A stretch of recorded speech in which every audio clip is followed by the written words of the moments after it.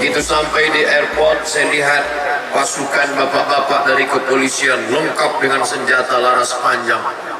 Biasanya pakai pistol saja cukup, tapi saya lihat, saya dekati ketika foto tadi, saya tengok memang betul asli besi.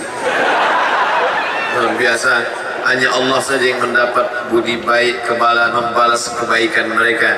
Kita doakan bapak-bapak dari kepolisian diberikan Allah istiqamah dalam jihad mereka, insyaallah.